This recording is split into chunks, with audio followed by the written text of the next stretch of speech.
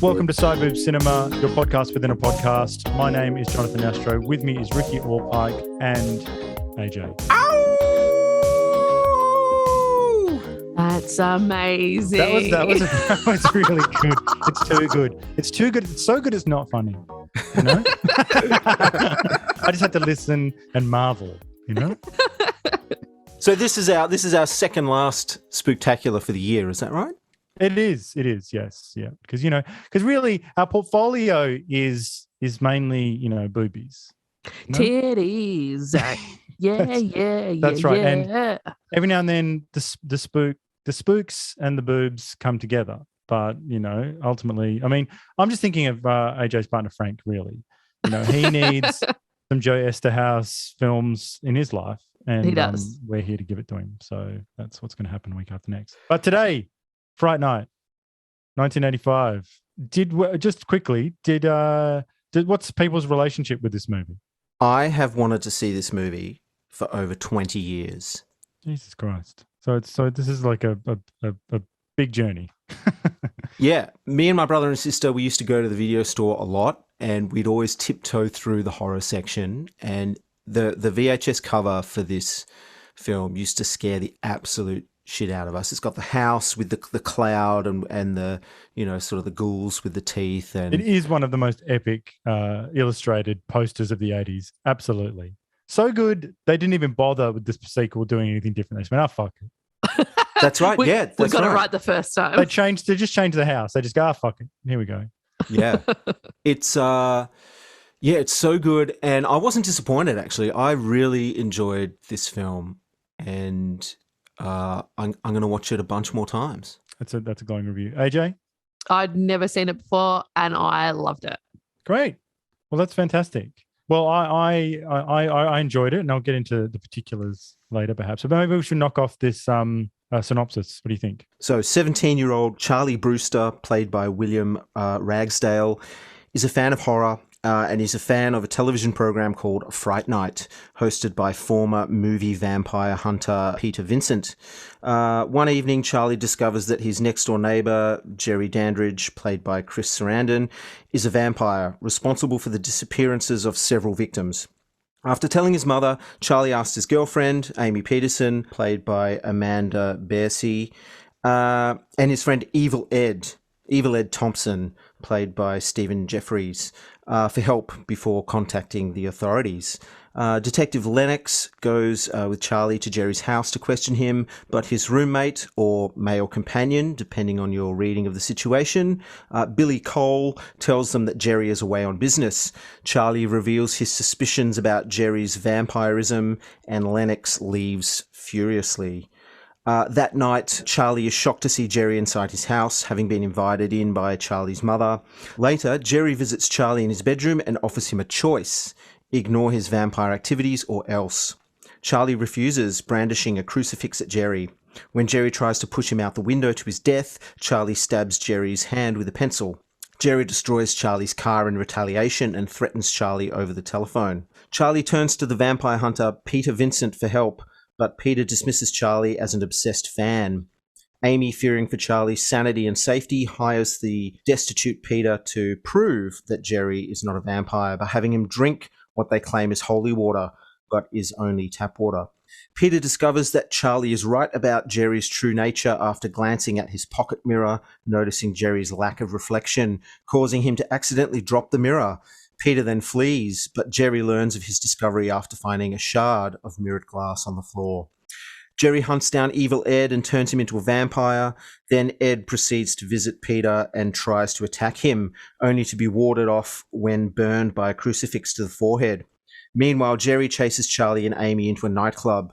While Charlie tries to call the police, Jerry hypnotizes and abducts Amy, who resembles Jerry's lost love, and bites her. With nowhere left to turn, Charlie attempts to gain Peter's help once more. A frightened Peter initially refuses, but then reluctantly resumes his vampire killer role. Entering Jerry's house, the two are able to repel Jerry using a crucifix, though only Charlie's works since he has faith in its spiritual power. Billy appears and knocks Charlie over the banister, while Peter flees to Charlie's house. There he is surprised by Ed, who attacks him in the form of a wolf, only to be pierced through the heart with a broken table leg by Peter. Removing the stake from Ed's body, Peter goes to rescue Charlie and battle Jerry. Charlie is locked in with Amy, who is slowly transforming into a vampire. Peter frees him before she awakens and says the process can be reversed if they destroy Jerry before dawn. Billy confronts Charlie and Peter and is revealed to be undead. They destroy Billy, who melts into goo. Peter is able to lure the overconfident Jerry in front of a window using a crucifix, which now works due to his renewed faith in its abilities. As the sun rises, Jerry transforms into a bat and attacks Peter and Charlie before fleeing to his coffin in the basement. The pair pursue Jerry. Peter breaks open Jerry's coffin and tries to stake him through the heart, while Charlie fights off Amy, who has almost completed her transformation. By breaking the blacked-out windows in the basement, Peter and Charlie expose Jerry to the sunlight, destroying him and returning Amy to her human form. A few nights later, Peter returns to his Fright Night TV series and announces a hiatus from vampires, presenting a film about alien invaders instead. Charlie and Amy watch the program as they embrace in bed. Charlie gets up to turn off the TV and glimpses red eyes in Jerry's now vacant house, but dismisses them. But we all know a new neighbor has just moved in. Fright Night, also known as My Girlfriend Was Frigid, Then She Got Bit and Became a Hot, Sexy Vampire Who Wears No Bra. Did you notice that her boobies get bigger? Did I? I had the measuring tape out. Okay. It was one of those wonderful, like, Romancing the Stone transitions where she slowly becomes hotter, and you were like, oh yes, like the hair got longer and less severe, and then the boobies got bigger, the bra got less. There was no bra. Okay? Is what I'm saying. So anyway, this movie, simple, direct, and effective, I think, and I think for me, a surprising amount of feeling with every character. Like I think that's maybe what sets it apart, is that everyone, including Evil, has a moment. Everyone has a moment where they actually get you to feel something, which is unique. That's very unique, But ultimately, this movie understands the allegory of the vampire on like a really deep level. You know what I mean? Like Twilight doesn't understand why vampires happen. So like vampires are sex fiends. Yeah. The victim in a moment of Eros and Thanos, it's like an orgasm. So the vampires are confident, usually sexy and uninhibited. That's the point. That's why the girlfriend becomes hot, is because she becomes uninhibited and sexually free, and that's also dangerous. But the movie plays with all of this. And, ultimately Charlie gets his wish, Amy's up for it, but she's too up for it, She wants to sort of fuck you to death. This is why I've never understood why people prefer zombies over vampires. Come on. Do you know anyone you respect who prefers zombies over vampires? No one. Well, actually, there are a couple of podcasters by the name of James Dellingpole and Toby Young who prefer zombies over vampires. That's ridiculous. But I will forget. Maybe that's because they've got sex issues. No sex for us. We're British. Do you know what I mean? Well, not to get too far out of Fright Night, but in a recent podcast that I listened to, a few months ago now, from those guys, they were saying that vampires are for chicks and zombies are for guys. Oh, for goodness sakes. That's ridiculous. That's ridiculous. They need to check themselves into a clinic. But really, Fright Night, my heart believes again that this kind of light and fun eroticism's been erased. Like it just really burns my dink. Do you know what I mean? So I just can't stand that. Like the way that it's like, because I even just I haven't seen the remake, but I just read the because you just gave us the synopsis of the old one, and I read the synopsis of the new one, and I was just like, oh, for goodness sakes, like this stuff they change, you know what I mean? Like, yeah, it's just because there's so much in this movie that is just beyond the pale, really. Despite its overall light and brightness, like now, like you can't have just an old lech coming onto a high schooler, can you? That scene was sexy as fuck. I know. I think that might be the best scene in the film. It's the one I remember the most. Yes, yeah. So that's the scene in the nightclub where Jerry basically seduces Amy and turns her into a woman and kidnaps her. Yeah. Or as I've labelled him, Dirty Dandridge. What I love about Fright Night is that it revitalizes the vampire genre and contemporizes it, you know, at a time when vampire films were at that stage just being satirized, you know. I think there are a number of like Leslie Nielsen-esque movies about vampires that were very campy and you know, silly and funny, but this one made it sexy and fresh and new, I think, you know. And they've gone really bold with the makeup effects, because they've got several stages for the vampires, I think, but the sort of the vagina dentata mouths, like big giant gaping mouths with like terrifying teeth and big gross teeth and stuff like that. I think is an innovation in this film. Like, it's not just the two. Well, they do the light fangs, they do the sexy little fangs where you go, oh yes, that's hot, and then the big gross ones as well. You know, that's when shit gets serious. Yeah, that's right. Yeah. And I think it does. That's the innovation of this. It does revitalize vampires in a way that you go, oh wow, that looks a bit scary. Yeah. Well, director Tom Holland, actually, before he started production on this, went to the special effects guys and talked to them and said, what would you like to see in a vampire movie? You know, what do you think the vampires should look like and change into? And got a lot of their input into how they could do something different, you know. That's cool. That is cool. Yeah. Some of the greatest VFX guys like around as well. Richard Edlund, I'm pretty sure, might be involved. You know? Yeah. Well, he just finished sort of wrapping up on Ghostbusters when he got involved with this film. Yeah. And, you know, the other thing about this movie is that the vampires, you know, they flaunt their unholy natures and, you know, they perform all the weird rites and rituals pretty much in front of open windows and, you know, in front of the public, and disposing of bodies of their victims in plastic garbage bags. And, you know, they're kind of safe in the knowledge that nobody believes in vampires anymore. And I think that's a clever acknowledgement of the waning interest in vampire movies at that time. But it's also kind of a tip of the cap to slasher movies in a way too, because there's that comment that Peter Vincent says to Charlie that, you know, kids are only interested in seeing virgins being hacked up. So it's kind of a reference there to Friday the 13th and other sort of slasher movies. And, you know, it's no surprise that Ebert loved this film. Of course he fucking did. Maybe because of that comment about slasher movies. No, but he likes it. He likes this movie because this movie, you know, this movie respects its elders. So it's got a reverence for, you know, Hammer horror films, you know, the horror movies of Vincent Price. And, you know, if you go into Peter Vincent's house, they've got, you know, the makeup props from Nosferatu, and it's a loving, a love letter to the golden age of horror cinema. And so someone like, you know, Ebert likes people who respect it, you know, whereas there's something nasty, dangerous, and iconoclastic about the Friday the 13th films. You know for sure. I mean? Yeah. Like, I'm not dissing. It. No, you're not. I'm doing a takedown of Ebert because he is so predictable. Yeah. Do you know what I mean?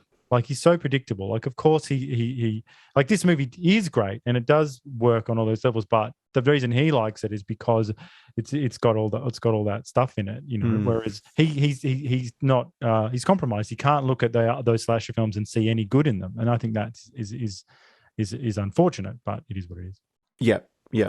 Well, it's got that great sort of fake beginning, which I think is clever. You know, we're slowly tracking towards Charlie's bedroom window, and the what you're hearing on the soundtrack is That's good diegetic sound. That's good. That's when it's done good. Yeah. Later on, when Dirty Dandridge puts on the score of the movie, that's not good. Okay, he puts a little cassette tape and says, "Okay, this is Brad Fidel." So yes. sit back and But enjoy. it fakes you out for a moment at the beginning, thinking that you're in the film, but you know you're deep in the horror film from With terrible the get-go. dialogue.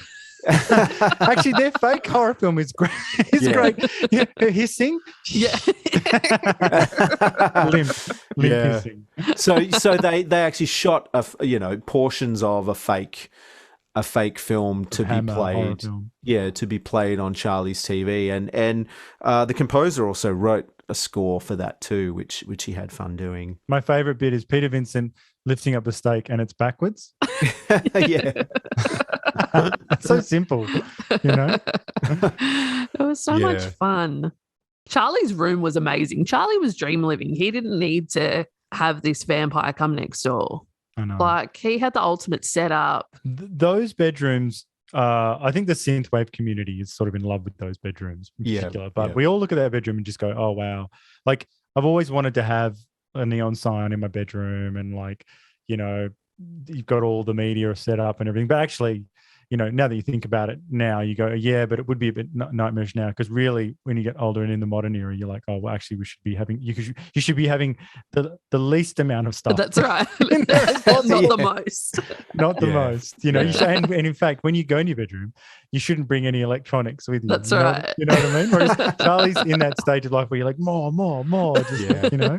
Yeah. Falling asleep with forensic files on in the background. That's right. Yeah. Well, Johnny Depp does the same thing in Nightmare on Elm Street. Like, he's laying on his bed. He's got like MTV on the TV. He's got like he's got rock and roll on the big fat headphones. Like, and he's just like, he's dream living as well. Like, just it's amazing. The most, you know. So Charlie's, his setup is sweet. Did you have a TV in your bedroom growing up? I did. Did you? Yeah. The whole okay. I got it really late. Like, you know, so not when I was in high school. No. We would never be allowed TV. My dad used to fix them up. Oh, really? So he just gave me an old one. So I probably had one in my room from about 12. Wow. Yeah, right. Yeah. That was my dream. Yeah. Just, you know, get away from my mom, get away from especially my brother, you know. So you don't have to, you know, play the games. Yeah. But I saw that Charlie had a phone in his room, and I always wanted a phone in my room. Right. Mm. See, it's becoming geriatric millennial That's hour. right. I know. But see, these kids today, you know, That's they just right. don't get it. Like, but then again, it's a nightmare because you've got all that stuff and, you know, your brain hurts all the time. You know? Yeah. So that's a shame. So, but I think that this movie, as well as revitalizing the vampire genre and paying homage, I think what really resonated with me is that it does attempt to go a little bit further. You know, ultimately it is about a search for meaning and purpose, and you know, Peter Vincent has lost his passion for life, and the magic is gone, you know, replaced with eviction notices, and this adventure with Charlie sort of reignites not only his zest for life, he sort of rediscovers the mystery of the world and what he liked to do, you know, back when he was in those films. And but it's also a movie about faith, you know, and I think that's a dirty word now, but it is a movie about faith, and it's not just like believing in the cross; it's about believing in a higher power, and specifically in the American context, believing in God, capital G, God.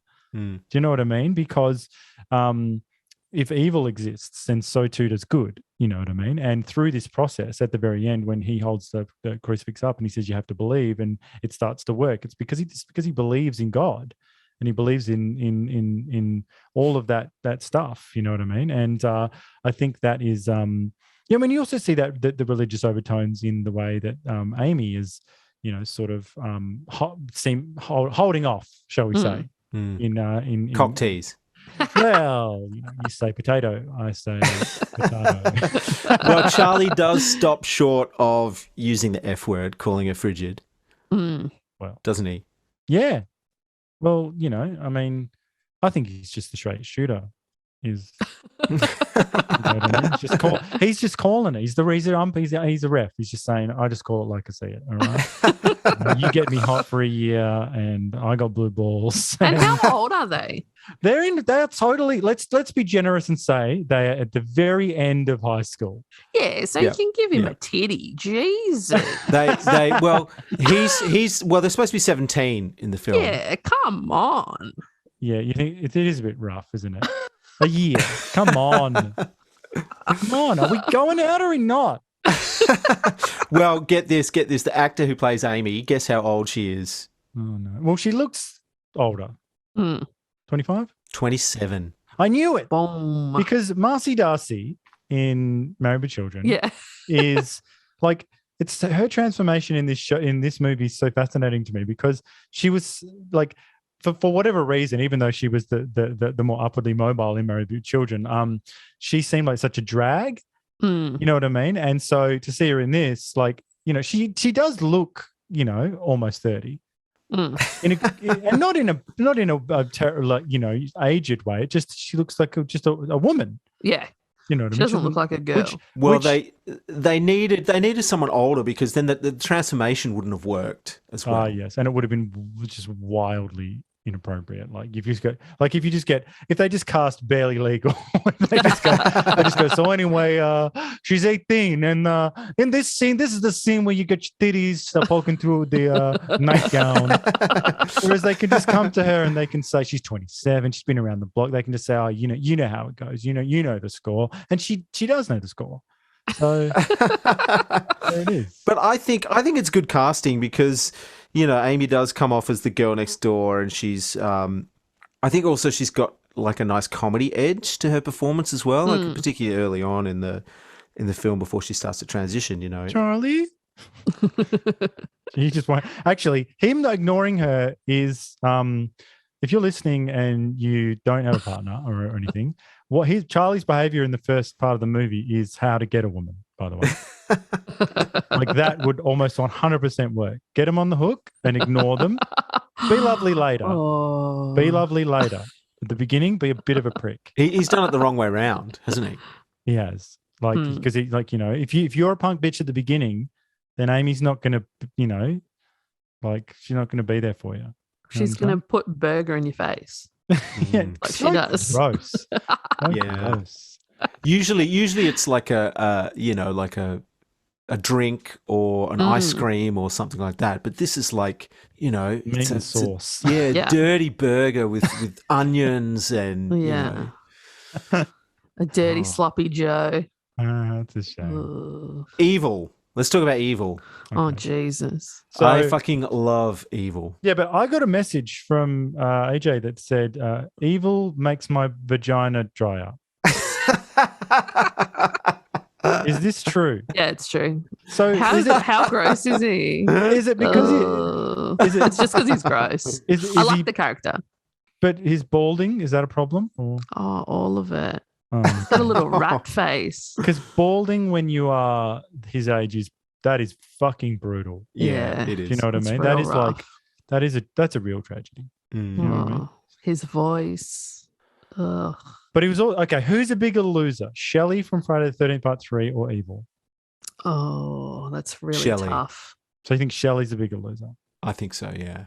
Okay. Oh, they're pretty close. Well, come on. Shelley's into shitty goofball like practical jokes. Yeah, I hate that guy. I do hate that guy. You know, but Evil at least he's into horror movies and he's at least interesting. He's into some interesting stuff. I loved it when he was wearing that red wig. The woolen wig. The Raggedy Ann sort of look. I love that scene where Peter Vincent pulls back the covers expecting to see Charlie's mum, and it's and how's that when he delivers that line that his dinner's in the oven? Yeah. Oh, so over the top. Like it was so good. It's interesting because I've and we'll talk about the documentary maybe a little bit later. Like they have made a documentary, sort of the making of this film came out, I think, last year or the year before. And it's really interesting getting interviews with the guy who plays Stephen Jeffries, who plays Evil Ed. Like, originally he thought he was being brought in to read for the lead, and a previous film he was on, which was, totally bombed out. He was the lead in that, and, he was kind of bummed out that he was like the sidekick, and he saw himself as leading man material, which I thought was really strange. But he was always, he was apprehensive about doing the laugh, like, but then the director was like, no, it's so good. And, he just seems to be not into his character at all. Like, even now, yeah. Like wow. on the documentary, he says, all right, this is the last time I'm ever going to do this. And then he does the line, Brewster, you're so cool, Brewster, I don't get it. Like, he should embrace it. Like, it's a glorious character. Like, it's funny. It's over the top. There's a huge gulf between people's, the practitioners and the fans. There always has been. I mean, like, even Shatner might now be all about it, but he famously in 1980 said, you're a bunch of losers and it's just a TV show. You know what I mean? And sometimes I think he's right. Yeah. So I think that, like, it's difficult. Like, it's a difficult thing. But but there's no need to be a curmudgeon. I can't stand that. Like I watched there's this great movie which we should watch on Sideboob Cinema called Fortress, right? With Rachel Ward. Fantastic, incredible Australian film. And I saw this interview with her, and all she did was complain about the film and the director and how bad. And I just wanted to shut up. Why did you even do the fucking interview? Yeah. Like, you clearly, it's better not to say anything. Why would you put that out there? The negativity. I don't understand it. Like, well, he's not as bad as that. I think overall he's just a little bit confused. He just seems a little confused that people love it so much and people love him so much, and it just seems well, you can get it, bro. That's seriously. right. Yeah. Fuck's sake, like, Jesus. not Tom Cruise. Yeah. No, but the same thing, like, by the same token, like, his performance is over the top, and he gets these funny lines, and he's a weirdo creep, but he does get those nice moments, like when he embraces Jerry, like, to become the vampire, so that he, he's sold on the idea that no one's going to bully him ever again, and that he's going to be Great cool scene. and powerful. And then also when he dies is quite heartfelt. Yeah, as there's well, pathos in his performance. Like, that's what I was talking about at the beginning. That's so unexpected, the scene of him choosing to become a vampire because he's being bullied. Yeah, that there probably wasn't even a word for it back then. Probably just like that was just life. Yeah, it was just like, he's just my friend. And you say, what do you mean? But like, Bruce, you bully him all the time. You call him something he doesn't want to be called. You know what I mean? Like, that's terrible. You're a terrible human being. Yeah. So, but yeah, he's all really busted up, and then his death scene is really sad as well. But at the end, I'm a bit like, well, come on, Ed, you made your choice, mate. Yeah. Come on.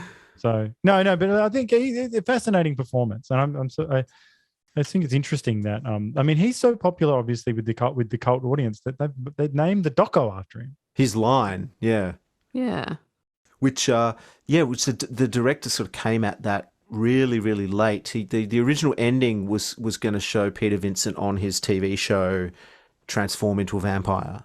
So so the idea was that he was bitten at some stage in the movie, but we didn't know about it. No, that sucks. So that's what it was originally, and it was cut that way too. And then the producers, high up in the ranks at Columbia or wherever the fuck it's shot, Columbia, called him up and said, you can't do this. You can't do this. Like, we're invested in these characters. We love these characters. You can't then have him. And then he was like, he thought of other things to do. And then he had an idea for the eyes, but he was like, fuck, that's not enough. I need sort of like a punch at the end. And then he came up with that idea of you're so cool, Brewster, which has become the iconic line from the film. So good. How good was Billy Cole? Billy Cole. Why has he got a full name? Billy He Cole. was magical. I really enjoyed Billy Cole. So he's like Jerry's Igor character, right? Yeah. Like his sidekick. Like when he brushes out and he goes, "Hey kid." But he's like a full on bully to Charlie. Like at every stage, he's like, getting chest to chest with him, standing over him, like, He's great. And then when the detective comes Yeah. in, he makes it into a joke. Like, you know, isn't it was funny this amazing. kid thinks it's, you know, vampires are here, you know. But Yeah. I don't understand. So because he's not a vampire, because he's like the Renfield character, right? Like in Dracula. So the idea is that they keep these familiars on the hook and say, well, you know, I'll turn you, you know, eventually, but you know, you just got to look after me during the day and all that shit. But when he gets shot up, he comes back to life and then he melts like a zombie or something. Yeah. Like that, I think was a bold choice. Yeah. Well, you know, it's been even the director doesn't really know what he is. Like he's been written ambiguously like that. Like obviously the vampire needs someone who can do shit for him during the day when it's sunny out. Like get prostitutes. Yes. That hot blonde. An actual Playboy playmate. Yep. Oh, right. really? Yep. Fucking hell. So it wasn't you weren't hallucinating. You know what I mean? You looked at her and you went, "Do you know that woman's so attractive? She could get naked and get paid for it." Yeah, wow. and she did in a magazine. Jesus, I'm gonna have to look into that. Oh, don't worry, we have. Yeah, so Billy Cole, I don't get it. I don't know what he's all about, but he was good. I loved it. But here's the thing: like, there's been much speculation about Billy and Jerry's relationship over the years. You know, right. So you know, Jerry seduces young girls, but maintains this very close relationship with Billy Cole. And so the girls are the beards, and there are a couple of summer house gays. With Jerry's long fingernails. I know. But the director said that the pair were intentionally written with homoerotic undertones, although neither actor picked up on them until they watched the film. You know, and there's that scene where Billy is cleaning Jerry's hand, but on his knees, and then sort of the camera goes to the other direction, and it looks like he's sucking his dick. You know? They didn't get that. When they saw it, they were like, yeah, because originally on set, like the director asked Billy to, he was just standing up cleaning. He's like, why don't you kneel down and do it? And he thought nothing of it. And then when he saw the movie, he's like, Tom, you little devil. That's amazing. It's good though. Yeah. So I don't know. Maybe he swings both ways. Who knows? You know. Well, he's met the moment, because if you kind of don't swing both ways, then you're a bigot. So that's right. Bastard. Yeah. So that'll take down a few points, I think. It'll take off a few points from the that's true. later on. It might, but true. Unfortunately, it's only gay. So that's the problem. Like, if it's gay and bisexual, you're almost straight. So yeah, that's a problem. You may as well be straight. Yeah. You're really just, couple of a hop, skip, and a jump away from, just doing it the old-fashioned way. So Dirty Dandridge, I love that Chris Sarandon. Well, AJ, firstly, what do you think of Chris Sarandon, Humperdinck? I love it. Yeah, that's who I think of him as. Do you think Humperdinck is sexy? Kind of. Oh, in a borderline. He is. Wenger thought he was sexy as fuck. Okay. Yeah, I don't know what it is about, because he's very strong. He looks very strong. Strong hands. Strong, long fingernailed hands. He's got a bit of a retro handsomeness to him, though. Like a Hollywood, classic Hollywood look. And he's such a prick. He's always a prick. He is always a prick, actually. And he's in Child's Play as the detective. And I'm so used to seeing him as a prick that in that movie, he's kind of not a prick. And I'm waiting for him to be a prick the whole time. Yeah. It's really weird. I don't know. His face, he just always looks disgusted. Yes. Again, since we're giving dating tips, so the way Charlie treats Amy at the beginning is top marks. But the way Dandridge treats women the whole way through is also a very successful method. Yeah, he's getting pussy in the end. The first thing, but he's dripping in it. It's contingent on you being a bit rich, though. So if you're rich and you do Dirty Dandridge behavior, then you can get whatever you want. You know what he is. You know what he is, though. He's debonair. Like he dresses well. Yeah. He's very polite. Like when he meets Charlie's mum, and he's a creep. He is a creep. So, but what I love about this movie is that they've tipped their hand. It's 1985, and we're really in the swing of the 80s here. You know what I mean? Like there's no 70s in this movie, and this is the emergence of and the sort of communal hatred of the yuppie developer who sort of buys your next door house and renovates it. Do you know what I mean? It's like the family in Beetlejuice. Yes, yeah. Bunch of yuppies, you know? So the idea is that, like, it's a nightmare. Oh, what if this cashmere sweater, like leather coat wearing yuppie moved in next door and turned it into a bit of a fuck house? You know, in the Jade sense. Yeah, that's right. So that's what I think is going on here. And you know, he's wearing turtlenecks as well. Yeah. Well, this is all signaling. You know what I mean? Like this is it's all very purposeful. The nightclub predation scene, which is my favorite, it's so reminiscent of Michael Douglas in Basic Instinct. Does the same thing, rolls up to a club. Like it's something about 40-something men or whatever wearing like cashmere sweaters and stalking around nightclubs. I don't know what it is. It's because he looks out of place there for some reason. I don't know why. But just his confidence, though, like that's the other thing about his performance. Like when he's walking towards Charlie to like sort of throw him into his wardrobe, or that whole scene in the nightclub. You know, he's just oozing confidence. You know, so. I read that Sarandon didn't want to do a horror film necessarily, you know, for various reasons. It's fairly obvious, the stigma attached to horror films. But he read the script. He really liked the script. And I think that, you know, just like Evil gets his moment, so does Dandridge. He gets his moment. You know, his relationship with Amy is very interesting. Do you know what I mean? And he seems like, you know, someone who's sort of lovelorn or whatever, like, you know, who misses someone from the past. So that's obviously feeding his entire journey. He's not just like, well, she's a bit of crumpet. He's like, oh, she looks like my lost love or something. I've got, you know, you only have ancient paintings of people who meant something to you. Yeah, and outfits that you keep so that they can wear. Just, you got to get the outfits. You know? Yeah, and I love that fucking haircut that Amy has was rocking out in the painting as well. Like, so even back then that was in.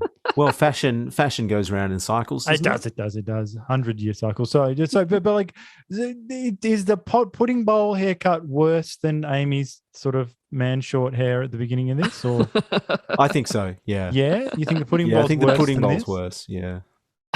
This is kind of naughty. This is sort of naughty short. Yeah. I know. It is naughty short. You know. Yeah.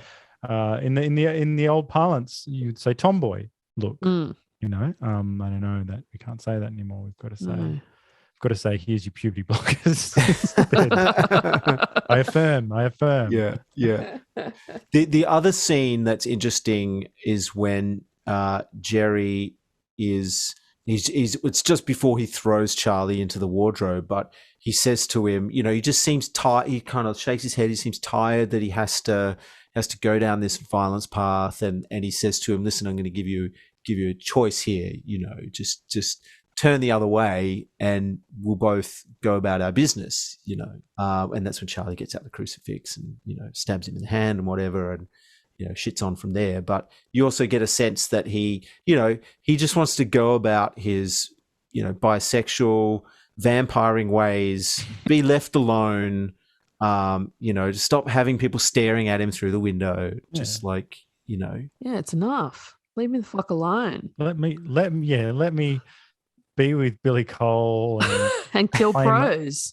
Pro. Actually, that with the Playmate, I mentioned this later, but they made a big deal on the TV. Again, something that you would never hear on the TV. One of these victims, unknown prostitute. Yeah. Imagine that. Imagine saying the words unknown prostitute nowadays. Anyway, she was a known prostitute. And you say, that means, because the word known sort of implies like a village of people, like whisper network of people. Yeah. You know, she's a hooker, you know? Oh, yeah, how much? I mean, I'm just asking for a friend. Yeah. Also, that the news anchor probably knows her intimately as well. Yeah, well, yeah. So, what do we think of the music, Brad Fidel? It's very good. Yeah, it's sexy. You know, the It is. music is sexy. He hasn't gone necessarily scary.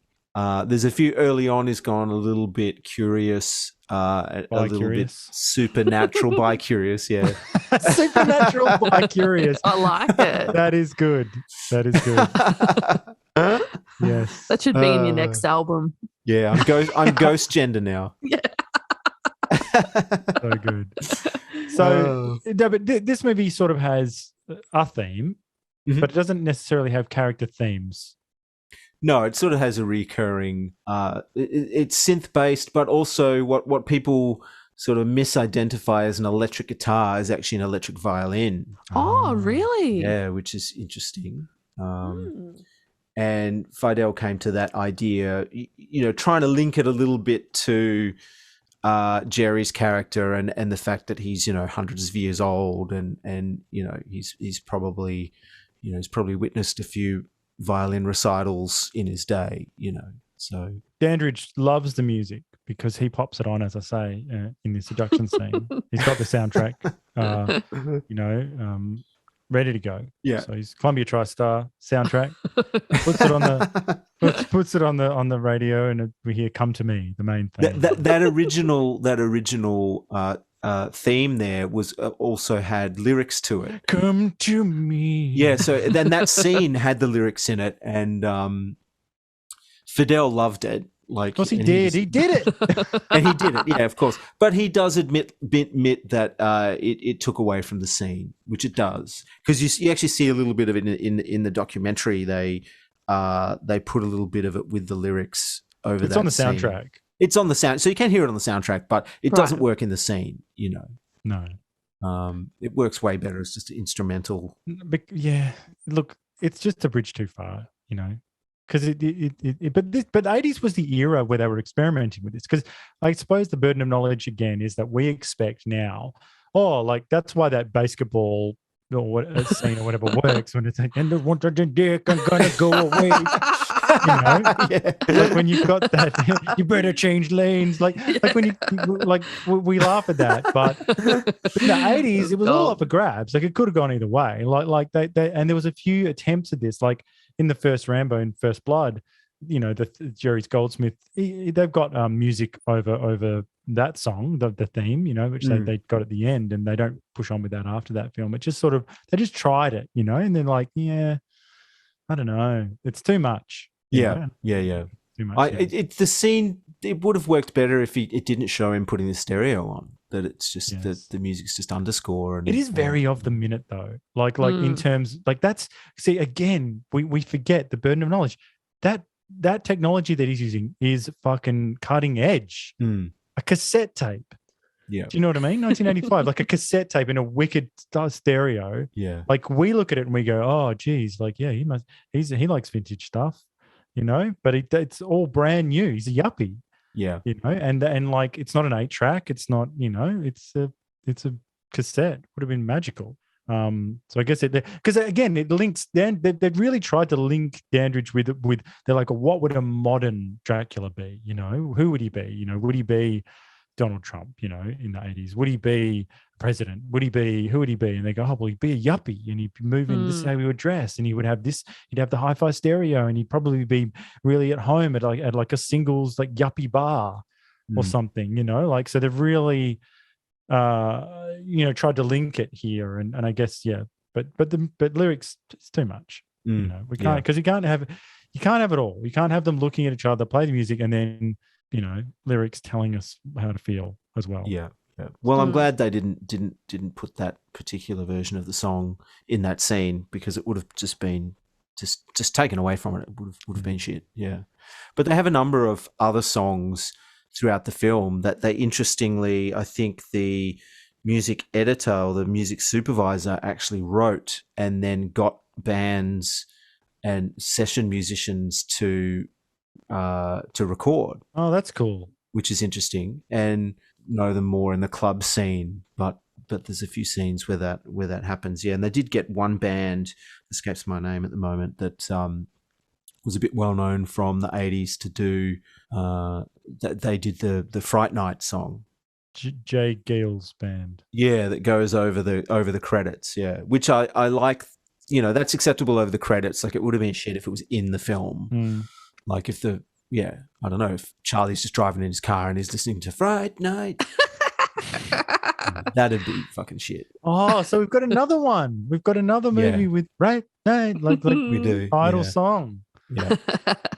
My favorite track is actually a song called "You Can't Hide from the Beast Inside." I love that track. Yep. It's great. Really, really good. Well, they tried to write songs that were sort of referencing the movie as well, which sometimes works and sometimes doesn't. Like, I know in The Wraith, there's a number of scenes in the car chases where, you know, the songs are talking about speed and being chased. And, you know, it's like back then, maybe because it was a bit of a novelty, or, you know, as you say, they were experimenting with the medium a little bit. A lot of it.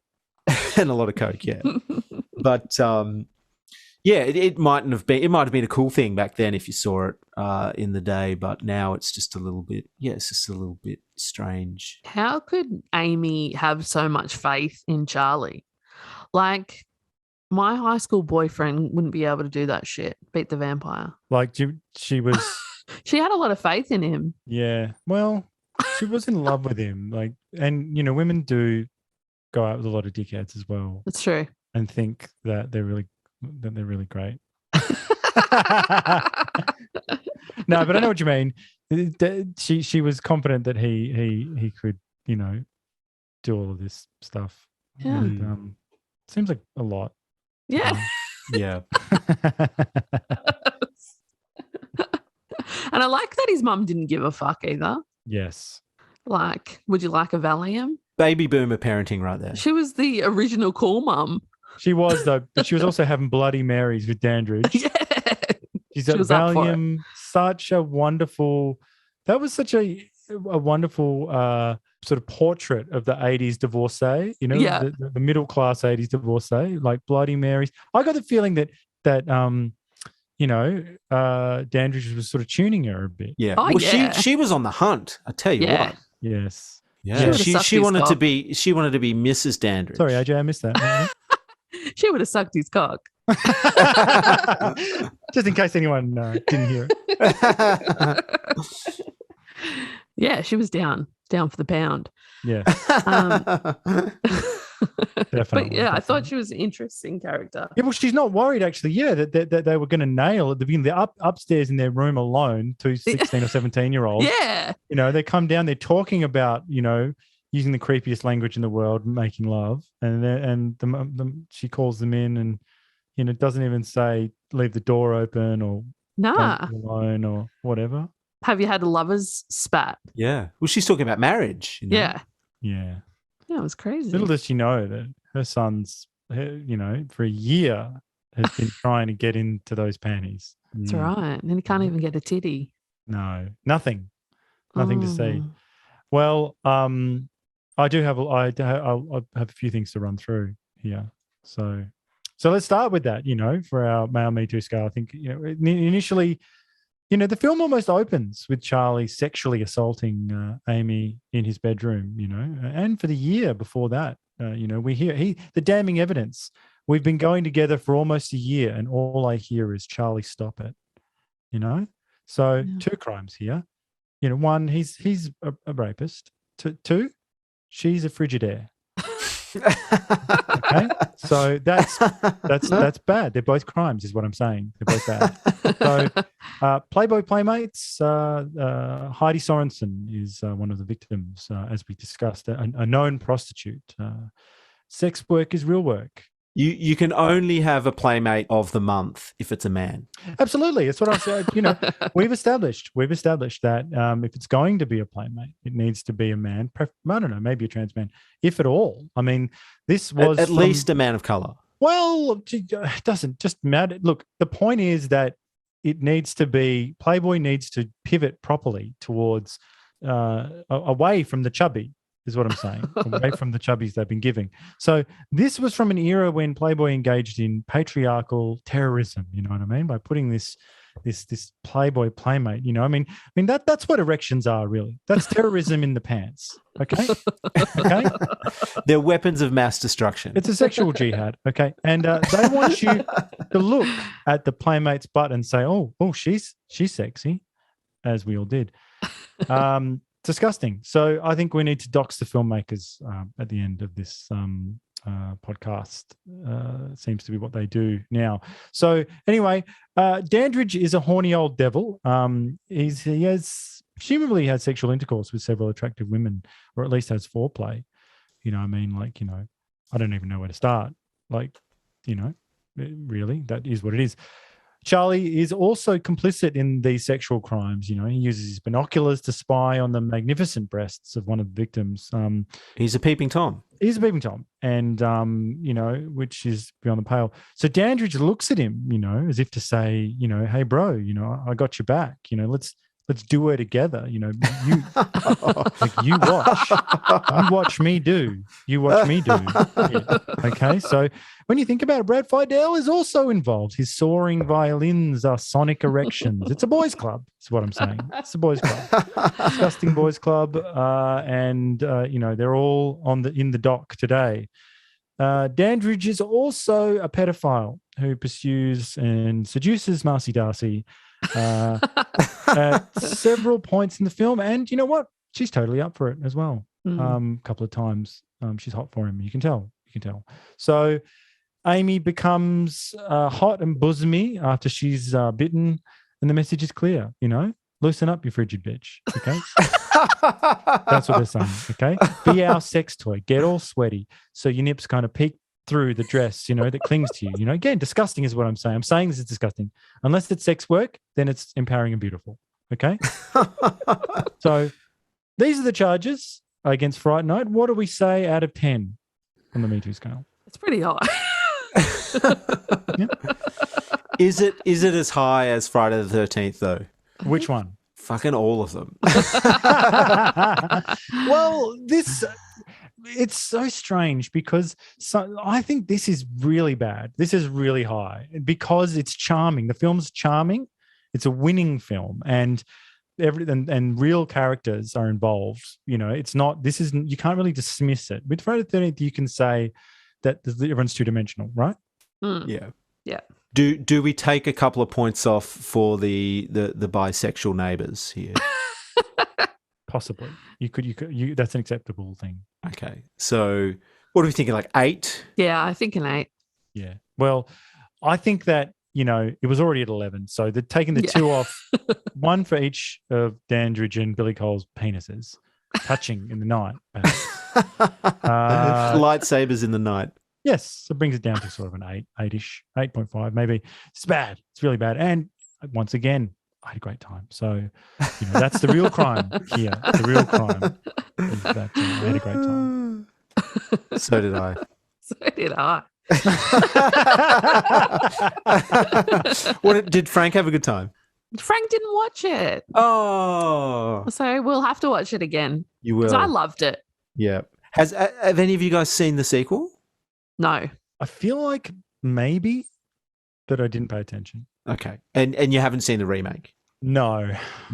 Well, Trivia Corner, Tom Holland has actually confirmed that he's writing a direct sequel to the original film titled Fright Night Resurrection. Oh. It's going to bring back the characters from the original film, and it's going to ignore the 1988 sequel. So could be good, could be shit, who knows? I think he's left his run a little bit too late, you know? No like he didn't jump on board for Fright Night 2 because he was already about to make Child's Play. So excellent. That's the reason for that. So a bit more trivia for you guys. It was the most successful horror film of 1985. We haven't talked about how much it grossed. It grossed 24.9 million at the box office. Wow. So it was a smash hit. At the time of production, Fright Night was Columbia's lowest budgeted film. He's complained. Tom Collins complained because he said it that year everyone was obsessed with Perfect. That was yes. Yeah. Well, that's in my notes here, that they had no expectations for Fright Night. They were focusing all of their attention on this John Travolta, Jamie Lee Curtis film Perfect, which I didn't even know existed. Aerobics film. Right. I know that scene. You would have seen memes. Yeah. Okay, sure. Doing the gyrating. Sounds good. Yeah.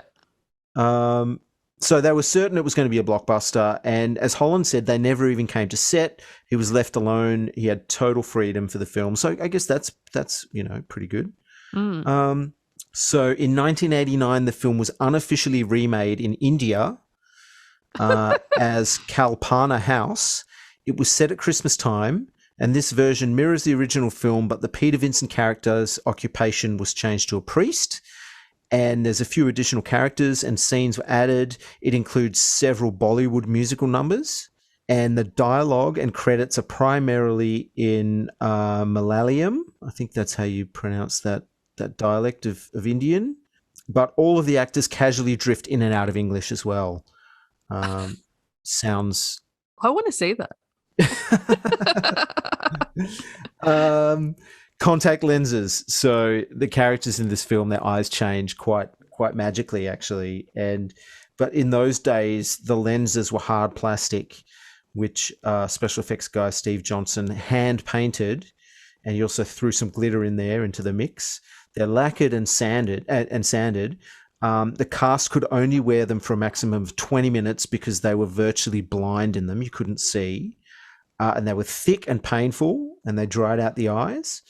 So there were 3 sets made for the character who plays Amy, but one of them caused her agonizing pain, which she initially tried to endure. But when it finally came too much, she took the contacts out, and the crew realized that they'd forgotten to buff them. Oh, sandpaper.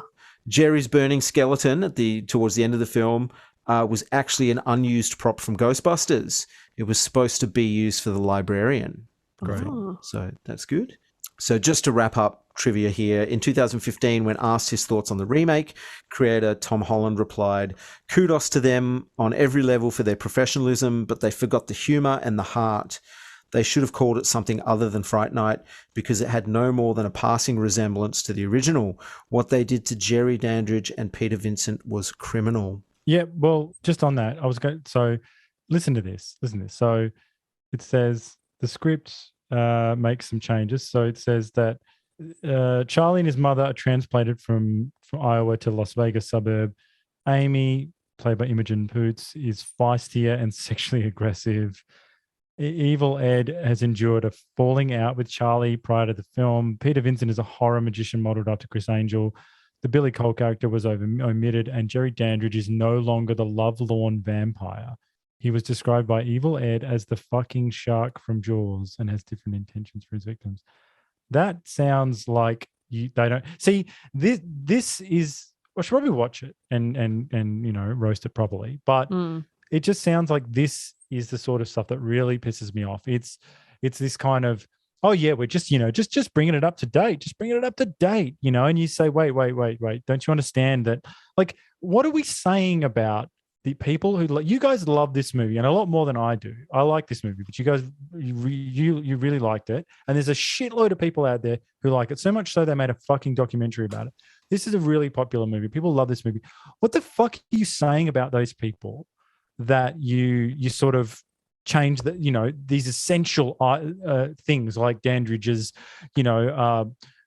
hundreds of year sort of lovelorn thing, and it's and his unfortunate association with a budding young woman in this show, and a few of the other things. Like, what are we? Well, I just find this so you suck that out, and then you make this sort of carbon copy or this facsimile, where, as Tom Holland rightly points out, you sort of hit these notes, but these things that you've taken out, people love those things. Yeah. Like we've just said, the best scene in the fucking show is the one at the club. So that doesn't happen in the new one. Great. You know what I mean? So what are we left with? And no Billy Cole. I'm outraged. And no Billy Cole, the bi-curious familiar. Yeah. It sounds like a downer. And I I wasn't scared during this movie. I just had heaps of fun. And That's I feel the like point. that's hard to do. And then they haven't done that at all, it sounds like. No. Yeah, it is interesting that they miss the core elements of the film, and they see them as, maybe they see them as retro, or because obviously they're the bits that they've chosen to update or to, you know, make more contemporary or more modern or more now, but they're the things that really make the film work and make it something that's lasting and something that people really connect with. And they take those things away, and then you're just left with, you know, they probably have lots of cool effects and stuff like that in it, but that's not why the film is good. You know, I mean, some of these effects, whilst groundbreaking in 1985, they have dated, but you don't really care about that. Like that makes it kind of fun because, you know, all the characters are so well written. You care about them all. Like, you know, the effects probably could have been even a little bit more shittier and you'd still get away with it. Like, Definitely. Here's another example, okay? So Amy is feistier and sexually aggressive. So so what's her transformation then? Yeah, that doesn't work. Yeah. Oh, also get this. So I know what you're thinking. She's feisty and sexually aggressive, and therefore, you know, she's got nowhere to change, nowhere to turn. Well, that's wrong. No, get this. She becomes more feisty and more sexually aggressive. Yeah. She opens an OnlyFans account. And so she starts up an OnlyFans account. And you go, okay, you are a fucking idiot. Firstly, like, I understand why, you know, you're doing this sort of Who Run the World campaign. You know, it's noble, right? But this is a movie. It's not a manual to live your life, as we said before. This is a character. Despite what you think, there are still a lot of socially conservative people, not just in America, in the world. You know, I'm not necessarily one of them. I'm just saying that those people are out there. Like, it's fairly normal for a chick in high school to be like, you know, maybe thinking about, like, not just like being sexually aggressive and jumping into bed with everyone. That's not necessarily something that everyone's doing. And this movie, because it's done in the new Hollywood, it's been taken over by these coastal elites. You know, they've got this aggressive social program where they're like, well, anyway, so this morning, kids, we're going to teach you how to register OnlyFans, teach you how to set up your account. And everyone's like, okay, just stop being bizarre. Stop being bizarre. And, like, you know, stop damaging this character for no reason. Like the message that you're trying to give, which is that women are powerful and successful, and look, they can do whatever. That's fine, but it's going to ruin this character in this instance if you do that. If you make her not sort of a bit more, I know, another dirty word, but in storytelling, it used to mean something sort of pure-hearted, you know, the idea. And that's fine. We understand that. Everyone, you watch it and you go, oh, yeah, I get it. Yeah. The other element that then gets missed as well, which we haven't actually touched upon yet, which is that you miss that that idea that an older man is stealing a younger man's woman, you know, which kind of happens as well in the original. Yeah, well, that's beyond the pale. They've taken that out. So gone completely is that, you know, which is a standard thing in Dracula stories. I mean, it's even in Francis Ford Coppola's Dracula or whatever, you know, like we expect that as a plot device, but it also adds the love element, adds a, you know, this tragic dimension to it. And without that tragic dimension, it makes it rather childish and immature. And something that Chris Sarandon certainly wouldn't want to play. Do you know, he'd be like, well, why the fuck would I want to be just like this stupid vampire, you know, who's just killing people for no reason? It's like, you know, it's tragic that you have to live forever. It's tragic that you have to fall in love with someone and they have to die, and that, you know, she might be reborn, or someone who might look like her. I mean, that it's something that we used to just see in art and go and see it for what it is and go, yes, that's an interesting idea or a feeling or emotion or whatever. Whereas the sort of the obsession with morals and making sure everything's up to spec with, you know, government regulations and whatever the fuck else is just so boring. You know, it's so fucking boring. Like, you know, and it's so naive as well. Like, I don't know. It's meant to be dangerous. It's meant to be. It's not like we ever see them fucking. Do you know? Well, he does get her titties out. He does. Does get him out.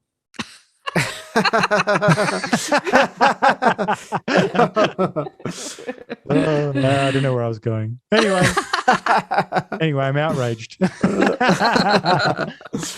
Well, maybe let's cap it off with a little mention of reviews here. I did talk about Ebert. He gave it 3 stars out of 4. Fuck you, Ebert. And your mate Ebert. Variety praised Sarandon's performance, citing that he is terrific as the vampire, quite affable and debonair until his fingernails start to grow and his eyes get that glow. Again, no mention. It's so good. What a great time in history. That no mention of the predation whatsoever. No, they're just like, oh, he's so good. What a debonair man. You go, yeah, he's also a total pig man. Creeper. He's a creeper. Anyway, yes, you reminded me of all the men in my life, really.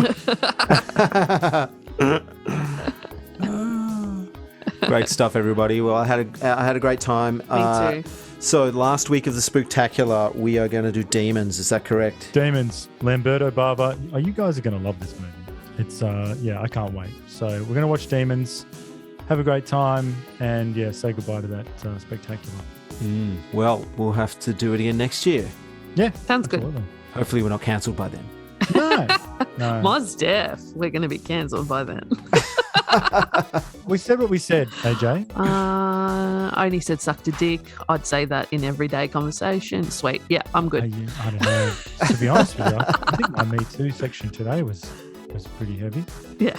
So I think I might be having second thoughts. I'm not cutting anything out. Okay. Oh, well, I guess we said what we Ricky's said. played us again. Long live the new flesh. Long live the new flesh.